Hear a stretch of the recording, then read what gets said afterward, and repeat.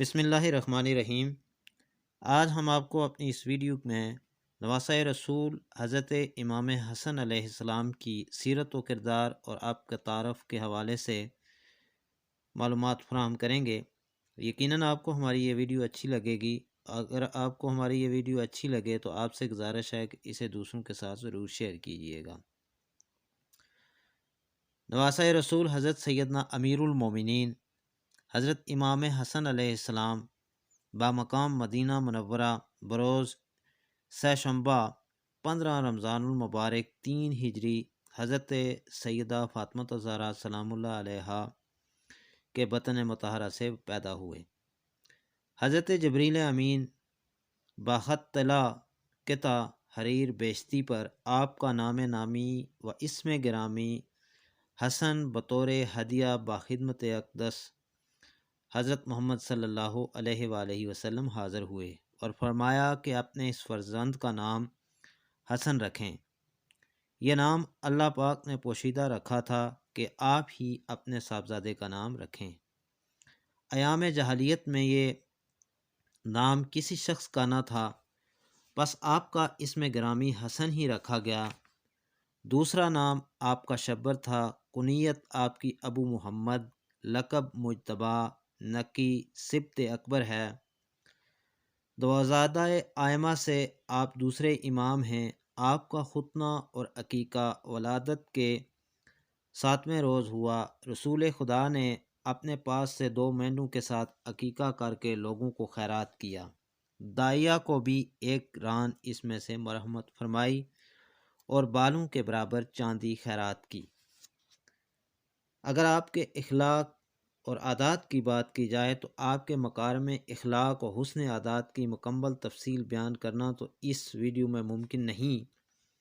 مختصراً یہ کہ آپ بہت حسن و خلیق و نیک سیرت و غایت درجہ کے متواضع، منکسر المزاج، حلیم الطبع، بردبار، رحم دل، صاحب وقار و حشمت تھے۔ فتنہ و خون ریزی سے آپ کو سخت نفرت تھی۔ آپ کو آخر مرتبہ جب زہر دیا گیا اور اس سے دل پارا پارا ہو گیا اور آپ کے جاں بر ہونے کی امید کسی کو نہ رہی تو آپ کے چھوٹے بھائی حضرت سید الشہداء امام حسین علیہ السلام شہید کربلا آپ کے سرہانے تشریف لائے اور انتہائی دل گرفتگی سے عرض کی کہ بھائی جان، اگر آپ کو اپنا قاتل معلوم ہے تو بتائیں تاکہ انتقام لوں۔ فرمایا، اے میرے بھائی، میرے باپ حضرت علی المرتضیٰ اور میری ماں بی بی فاطمہ الزہرا اور میرے نانا حضرت سرور عالم شفیع الامم رسول اکرم صلی اللہ علیہ وآلہ وسلم اور میری نانی بی بی خدیجۃ الکبریٰ نے کبھی غیبت اور چغل خوری وغیرہ نہیں کی اور میرے بزرگوں اور اہل بیت سے غمازی سرزد نہیں ہوئی۔ اگر میرا قاتل وہی ہے جو میرے ذہن میں ہے تو تمہیں بدلہ لینے کی کیا حاجت؟ احکم الحاکمین خود منتقم میں حقیقی ہے۔ اگر میرا قاتل وہ نہیں ہے کہ جس پر میرا گمان ہے تو میں اس بات کو گوارا نہیں کرتا کہ وہ بے خطا میرے لیے قتل کیا جائے۔ آپ انتہائی رحم دل تھے۔ آپ نے فرمایا کہ میرا ارادہ تو یہ ہے کہ اگر قیامت کے دن خداوند کریم نے اپنے فضل و کرم سے مجھے بخش دیا تو جب تک میرا قاتل زہر دینے والا نہ بخشا جائے گا تو میں جنت میں داخل نہ ہوں گا۔ آپ کبھی کسی کو گالی نہ دیتے، فحش، غیبت، حسد، تکبر سے سخت مجتنب اور معترض رہا کرتے، کسی پر لعنت اور بد دعا نہ کرتے، ہر کام خدا کی خوشنودی کے لیے کرتے، خواہشات نفسانی کو بالکل پابائے زنجیر جکڑ کر قید کیا ہوا تھا، خدا کی جانب سے جو مصیبت و تکلیف آتی صابر رہتے، کسی کی برائی کا بدلہ برائی سے نہ دیتے۔ جبر بن نفیل نے ایک دن عرض کیا کہ یا ابن رسول، افواہ ہے کہ آپ پھر خلافت چاہتے ہیں۔ فرمایا کہ جب عرب کے آدمیوں کے سر میرے ہاتھ میں تھے، جس سے میں چاہتا لڑا دیتا، جسے چاہتا بچا دیتا، تو اس وقت میں خوشنودی خدا کے لیے خلافت چھوڑی، اب صرف اہل حجاز کو خوش کرنے کے لیے اسے کیوں قبول کرنے لگا؟ آپ حد درجہ کے سخی تھے، 2 مرتبہ اپنا تمام مال و اسباب خدائے پاک و وحدہ لا شریک کی راہ میں دے دیا، 3 مرتبہ نصف نصف غرض گھر میں جو کچھ موجود ہوتا راہ خدا میں بخش دیتے۔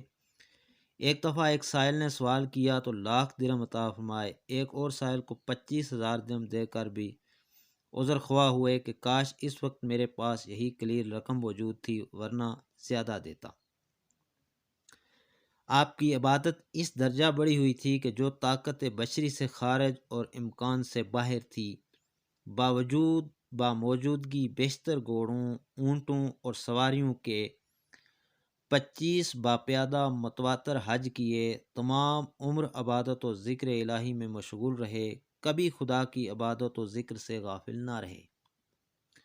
آپ حقائق و معارف کا خزانہ ہیں، من جملہ ان کے چند یہ ہیں کہ آپ کے والد شیر خدا امیر المومنین حضرت علی مشکل کشا رضی اللہ تعالی عنہ نے آپ سے پوچھا کہ اے میرے فرزند،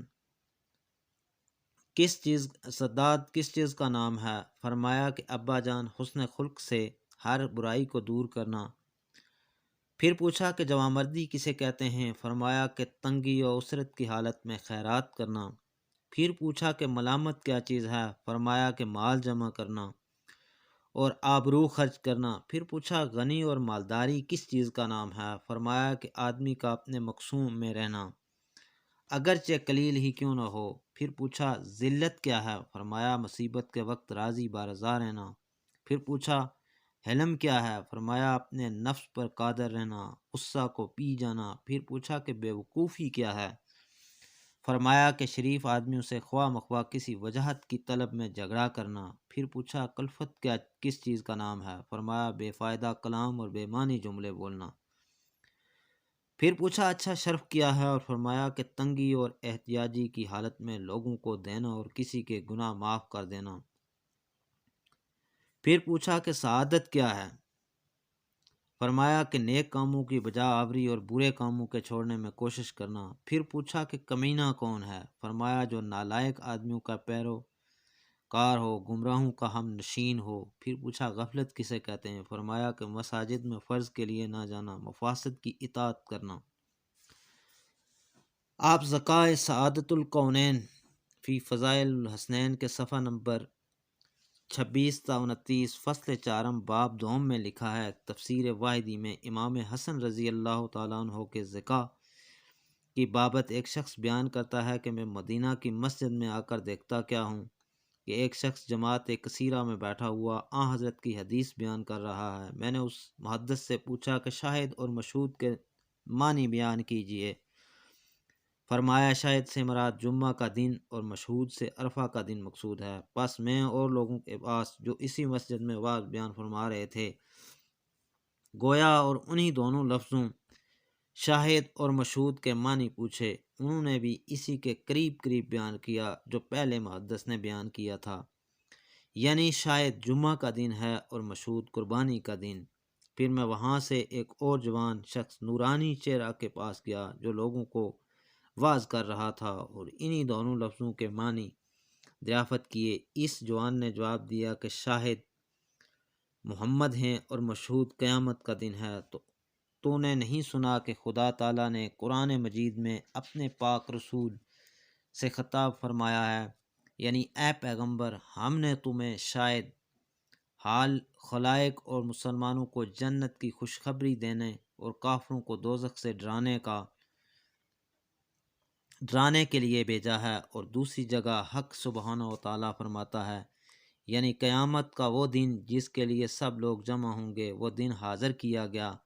بس قرآن مجید کی ان دونوں آیتوں کے ملانے سے یہ بات بخوبی ثابت ہو گئی کہ شاہد پیغمبر خدا ہیں اور مشہود قیامت کا دن۔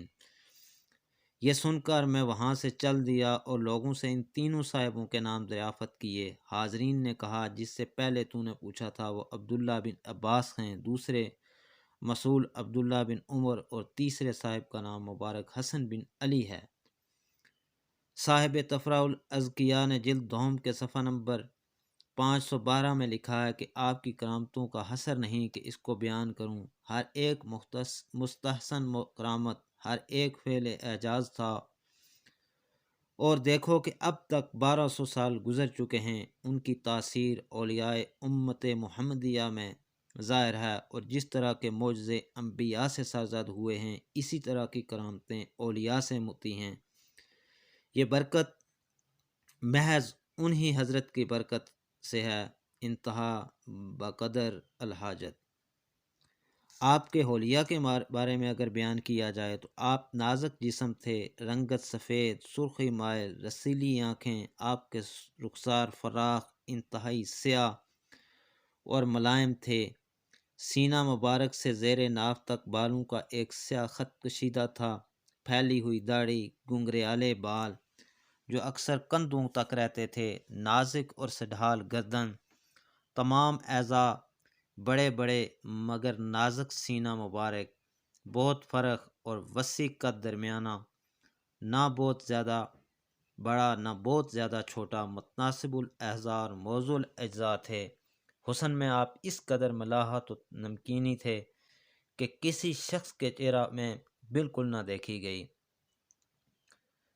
آپ اپنے والد بزرگوار امیر المومنین حضرت حیدر کرار کی وفات کے بعد دوسری صبح کو مورخہ 9 رمضان المبارک 40 ہجری بروز یکشنبہ جلوہ فرمائے مسند خلافت ہوئے، 40,000 آدمیوں سے زیادہ نے آپ کی بیعت کی۔ یہ تھے حالات حضرت امام حسن نواسہ رسول کے۔ ہم اپنی اگلی ویڈیو میں